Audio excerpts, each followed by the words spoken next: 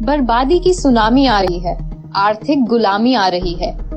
मेरा कैरेक्टर है, मैं ना नरेंद्र मोदी से ना इन लोगों से डरता हूं, मुझे कोई फर्क नहीं पड़ता। ठीक है, मैं साफ सुथरा आदमी हूं, मुझे ये छू नहीं सकते, बात समझिए। हाँ, गोली से मार सकते हैं वो अलग बात है, मगर छू नहीं सकते। और मैं देशभक्त हूं, मैं अपने देश की रक्षा करता हूं, ठीक है, और मैं करता जाऊंगा। मैं अकेला खड़ा हो जाऊंगा, पूरा देश अलग से दूसरे साइड हो जाएगा, मगर मैं अकेला खड़ा होकर खड़ा हो जाऊंगा, मुझे कोई फर्क नहीं पड़ता। ये मेरा धर्म है, मैं उनसे भी ज्यादा फैनेटिक हूं, ठीक है। और यहां क्या हो रहा है, जिस चीज के लिए ये देश लड़ा था 70-80 साल पहले, वो फिर से हो रहा है। आज मेरी बात मत मानो, जब गुलाम बन जाओगे तो फिर मानना। आज मेरी बात मत मानो, जब गुलाम बन जाओगे तब मानना। मैं तो गुलाम नहीं हूँ ना।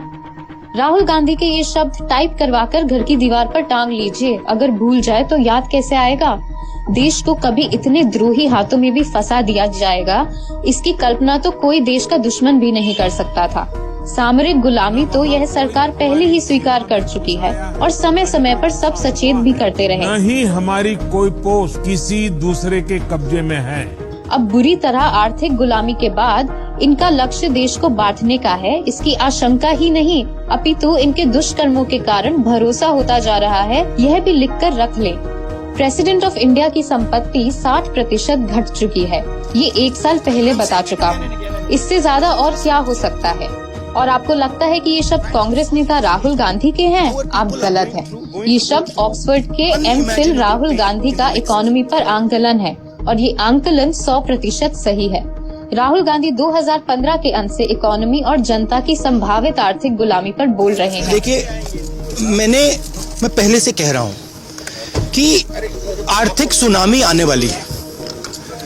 कोविड से पहले मैं कह रहा था और अब मैं कह रहा हूं कि 100% आर्थिक सुनामी आ रही है। आप तो तब बहरे थे और आज आप सोच के गुलाम तो बन ही चुके हैं।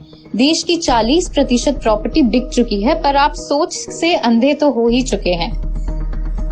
कई लोगों को तो 2015 से इकोनॉमी पर मंडराते खतरे का आभास हो चुका था। 2016 की नोटबंदी से पहले हम कहते थे अगस्त 2021 तक इकोनॉमी बर्बाद हो जाएगी। हम जो इकोनॉमिक फैक्ट्स एनालिसिस लगातार कर रहे थे, हम श्योर हो चुके थे कि जहर का इंजेक्शन दिया जा चुका है। दोस्तों, अभी भी 2021 अगस्त 7 महीने दूर है। याद रखिए, अप्रैल 2021 से मार्च 2023 तक बची हुई 60% सरकारी प्रॉपर्टी बिक जाएगी।